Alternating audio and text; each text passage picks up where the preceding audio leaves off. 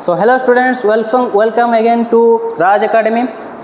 आज हम करेंगे प्रैक्टिस सेट 2 का सेकंड पार्ट। हमने पहले पार्ट में 1 से लेकर 10 नंबर तक हमने किया था, अब करेंगे 11 से लेकर 20 नंबर तक, राइट। तो पहले क्वेश्चन देखते हैं क्या है। If cos theta equal to 3/7 then cos theta by 1 minus sine square theta क्या है। तो हमें क्या पूछ रहा है, cos theta by 1 minus sine square theta. तो बच्चों पहले देखो गिवन कंडीशन क्या है। गिवन कंडीशन में हमें cos थीटा गिवन है। यहाँ पे क्या होगा, डिनोमिनेटर में साइन फंक्शन है, तो साइन फंक्शन को मैं अगर cos के फंक्शन में कन्वर्ट कर दूँ तो वैल्यू पुट करने में बहुत ही आसानी होगी। तो पहले हमें पता है क्या, sine square theta plus cos square theta equal to कितना है 1। हमें क्या फाइंड आउट करना है, cos फाइंड आउट करना है, राइट। तो मैं अगर इन साइन स्क्वायर थीटा को उधर ले जाऊंगा तो क्या होगा, यहाँ पे बचेगा क्या, cos square theta equal to 1 minus sine square theta. तो ये जो 1 माइनस साइन स्क्वायर थीटा है ये क्या है, cos स्क्वायर थीटा। तो यहाँ पे मैं अगर इस वैल्यू को पुट कर देता हूँ तो क्या होता है, cos थीटा बाय क्या होगा, cos स्क्वायर थीटा। तो यहाँ पे cos थीटा कैंसिल होगा, एक cos थीटा कैंसिल होगा तो क्या होगा 1 बाय cos थीटा। तो cos थीटा का वैल्यू तो हमें पता है 1 बाय 3/7। अगर ये इसको हम कैसे लिख सकते हैं, 7/3। तो देखो कहाँ पे है 7/3, ऑप्शन सी में है 7/3। सो ऑप्शन सी होगा करेक्ट आंसर इसका। तो बच्चों आप भी पेन पेपर लेके बैठ जाइए और ये क्वेश्चन आप भी सॉल्व कीजिए और देखिए आंसर सही होता है या नहीं, और आप कितने मार्क्स पाएंगे वो कमेंट सेक्शन में मुझे बताइए। तो चले नेक्स्ट क्वेश्चन देखते हैं। If the lines represented by the equation 3x + 2my + 2 and 2x + 5y + 1 are parallel then the value of m। यहाँ पे दोनों लाइन गिवन है हमें, तो ये लाइन को हम कैसे लिख सकते हैं, 3x + 2my - 2 = 0। ये तो 0 के फॉर्म में है ऑलरेडी। तो ये दोनों कौन सा लाइन को रिप्रेजेंट कर रहा है, पैरेलल लाइन को रिप्रेजेंट कर रहा है। तो पहले हम डिटेक्ट करते हैं a1 b1 c1 क्या है। a1 क्या है, यहाँ पे देखिए x का कोफिशिएंट 3, b1 क्या होगा 2m एंड c1 क्या है -2। और दूसरा इक्वेशन को हम a2 लेते हैं, a2 b2 c2। सो a2 क्या है 2, b2 क्या होगा 5 एंड c2 = 1। तो हमने तो ये पहले निकाल लिया। तो अब देखते हैं पैरेलल कंडीशन क्या होता है बच्चों। हमें पता है a1/a2 = b1/b2 is not equal to c1/c2। This is the condition of parallel lines. तो ये तो इज नॉट इक्वल टू है, इसको हम एक्सक्लूड करते हैं। तो यहाँ पे अगर वैल्यू पुट करेंगे तो क्या होगा, देखो 3/2 = 2m/5। तो अगर क्रॉस मल्टीप्लिकेशन हुआ तो क्या होगा, 2 × 2m = 5 × 3 that is equal to 4m = 15। So m का वैल्यू क्या होगा 15/4। तो देखो कहाँ पे है 15/4, ऑप्शन डी में है 15/4। नेक्स्ट क्वेश्चन क्या है, इन ट्राइंगल क्या बोल रहा है, ABC और ट्राइंगल DEF दोनों सिमिलर है। और क्या है, दोनों का पेरीमीटर हमें गिवन है। ट्राइंगल ABC का पेरीमीटर है क्या 32 और DEF का पेरीमीटर है 24। अगर एक साइड हमें गिवन है क्या 10, AB = 10, तो हमें पूछ रहा है DE। देखो ये जो ट्राइंगल का नेमिंग जिस सीक्वेंस से है आप उस सीक्वेंस से नेमिंग करोगे, नहीं तो गलत हो जाएगा। यहाँ पे ABC एंड यहाँ पे क्या हो गया DEF। तो AB हमें गिवन है क्या 10 cm, तो हमें पूछ रहा है D। तो क्या होगा बच्चों, अगर दो ट्राइंगल सिमिलर होता है तो उन दोनों का कॉरेस्पॉन्डिंग साइड का रेशियो इक्वल होता है। ठीक उसी तरह उन दोनों का पेरीमीटर का रेशियो भी इक्वल होता है। तो यहाँ पे इसी कॉन्सेप्ट को हम अगर यूज करेंगे तो क्या होगा, कॉरेस्पॉन्डिंग साइड क्या क्या है AB/DE इक्वल टू क्या होगा, perimeter of triangle ABC divided by perimeter of triangle DEF। Side का रेशियो तो सेम होता है, उसके साथ साथ पेरीमीटर का रेशियो भी सेम होता है दोनों सिमिलर ट्राइंगल का। तो यहाँ पे वैल्यू पुट कर देते हैं, क्या होगा 10/DE = 32/24। सो 32 × DE = 24 × 10। सो ये हो गया हमारा क्या, DE = 24 × 10 divided by 32।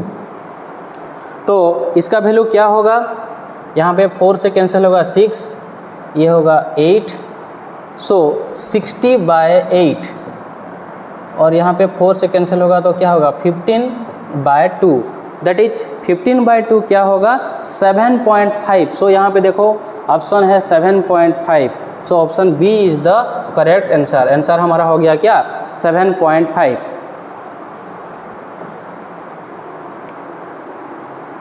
So next question, if the roots of the equation are, क्या बोल रहा है, यहाँ पे एक क्वाड्रेटिक इक्वेशन हमें गिवन है जो कि ax² + bx + c के फॉर्म में है। तो यहाँ पे पहले a निकाल लेते हैं, a क्या होगा 3, b क्या होगा -2√6 एंड c होगा 2।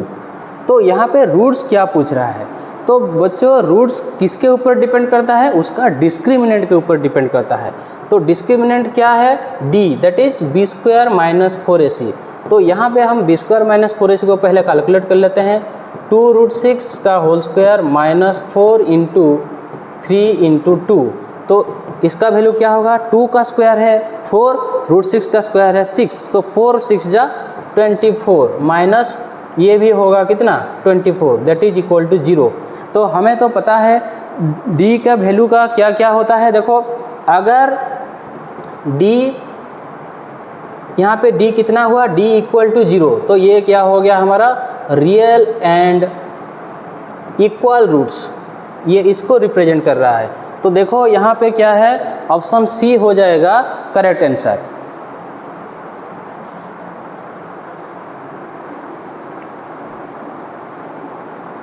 और एक इंटरेस्टिंग क्वेश्चन और इम्पोर्टेंट भी देखो, ये कैसे important, the median class of the given below. यहाँ पे देखिए कुछ क्लास इंटरवल हमें गिवन है और फ्रीक्वेंसी भी गिवन है, और हमें पूछ रहा है मीडियन क्लास कौन सा होगा। तो मीडियन क्लास किसके ऊपर डिपेंड करता है, m के ऊपर डिपेंड करता है। m का वैल्यू जितना आएगा उसका ठीक लार्जेस्ट क्यूमुलेटिव फ्रीक्वेंसी जो होगा वो होगा हमारा मीडियन क्लास। तो पहले मैं लिख लेता हूँ क्लास इंटरवल, और यहाँ पे क्या f फ्रीक्वेंसी, और क्या होगा क्यूमुलेटिव फ्रीक्वेंसी।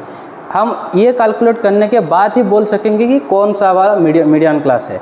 तो क्लास इंटरवल क्या है 20 से 40, इसका है 10, 40 to 60 ये है 12, 60 to 80 ये हो गया 14, एंड 80 to 100 ये हो गया 13, एंड 100 to 120 ये हो गया 17।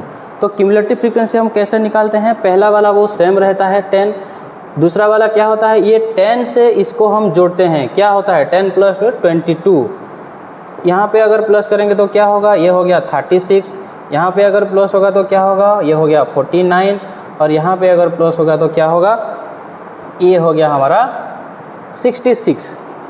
तो n का वैल्यू हमें मिल गया, ये जो टोटल नंबर ये इसको हम किससे रिप्रेजेंट करते हैं n, ओके। तो m का वैल्यू कैसे निकालते हैं, m का वैल्यू होता है n/2, दैट इज 66/2। 66/2 क्या है 33 है।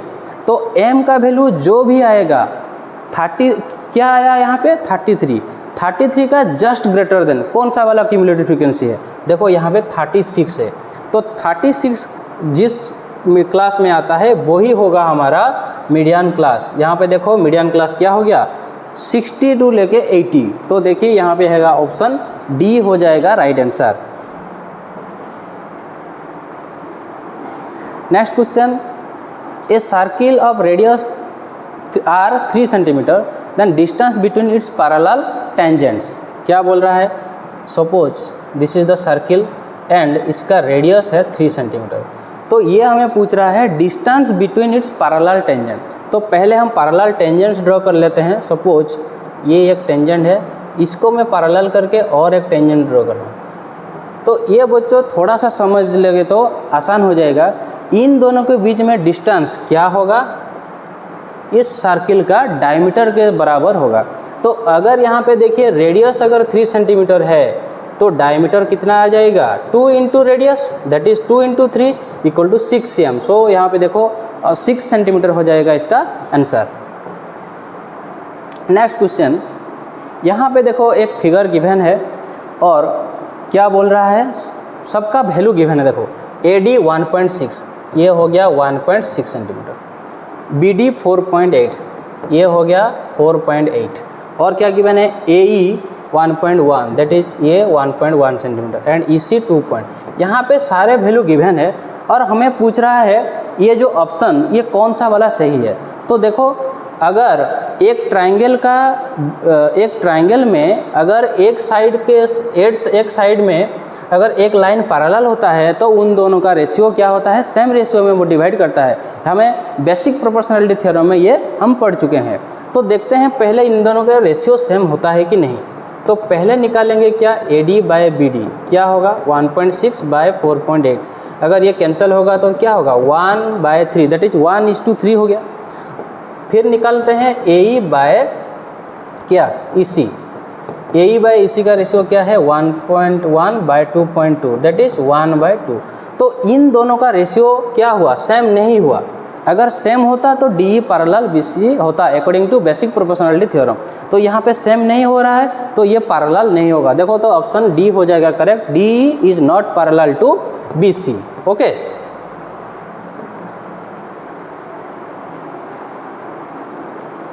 अब आया स्टैटिस्टिक्स का द मोस्ट रिपीटेड क्वेश्चन। ये क्वेश्चन को बच्चों अच्छे से देखना, ये हर साल रिपीट होता है। क्या है देखो, mean and median of data. Mean given है 32 एंड मीडियन गिवन है 30। तो हमें पूछ रहा है मोड। तो हमें पता है मीन मीडियन मोड का रिलेशन क्या है, mode equal to 3 median minus 2 mean. सिर्फ वैल्यू पुट करना है और कुछ भी दिमाग लगाने की ज़रूरत नहीं है। तो 3 इंटू मीडियन क्या गिवन है, देखो यहाँ पे 30 minus 2 into mean that is 32। ये हो गया 90, ये हो गया 64। सो इसको अगर हम माइनस करेंगे तो ये हो गया 26। सो ऑप्शन बी हो जाएगा करेक्ट आंसर।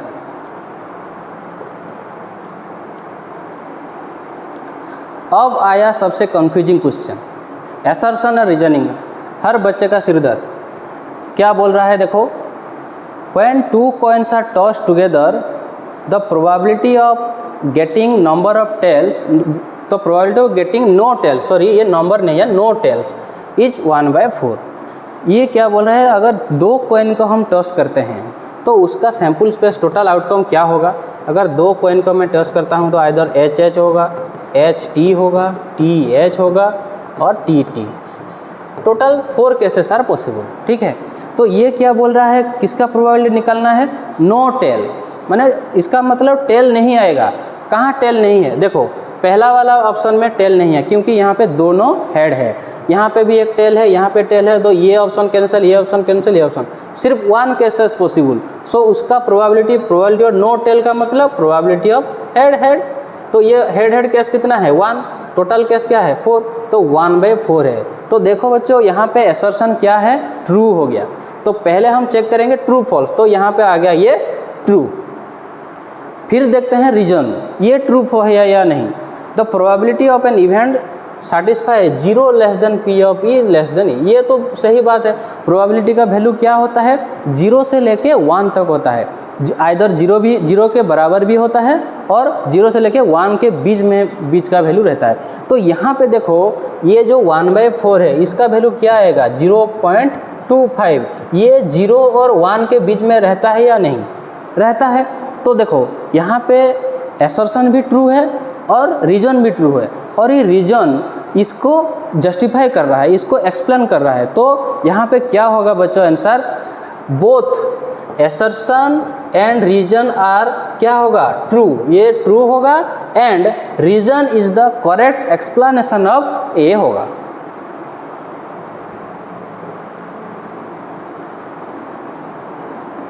दूसरा क्वेश्चन देखते हैं फिर उसी तरह, the surface area of the largest sphere that can be inscribed in a hollow cube.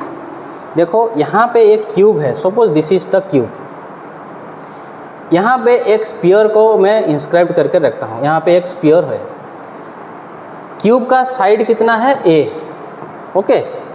तो उसका वो क्या बोल रहा है, that can be inscribed in hollow cube. उसका सरफेस एरिया क्या हुआ है πr² हमें गिवन है। इसका सरफेस एरिया क्या है πr² गिवन है। हम चेक करेंगे कि वो ट्रू है या फॉल्स है। तो यहाँ पे देखो इस क्यूब का साइड जितना होगा उस स्फीयर का डायमीटर उतना होगा। क्या है?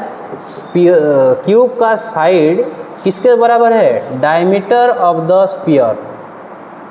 सो साइड है क्या? ए, डायमीटर। सपोज इसका रेडियस अगर r हुआ तो डायमीटर कितना होगा? 2r होगा। ठीक है। सो यहाँ पे रेडियस कितना होगा? a/2 होगा। इस वैल्यू को हम यूज करेंगे। तो अभी देखते हैं the surface area of the largest sphere. Sphere का सरफेस एरिया का फॉर्मूला क्या है? 4πr²। तो यहाँ पे हो गया 4 इंटू पाई इंटू आर के जगह क्या है? a/2। तो a/2 का स्क्वायर कितना आएगा? 4π इंटू a²/4। तो यहाँ पे देखो 4 कैंसिल हो गया, तो ये क्या हो गया? πa²। तो देखो यहाँ पे ये ट्रू है। असर्शन क्या है? यहाँ पे भी बोल रहा था πa², यहाँ पे भी हमने चेक कर लिया वो πa² है। तो यहाँ पे असर्शन ट्रू है। रीजन देखते हैं क्या है?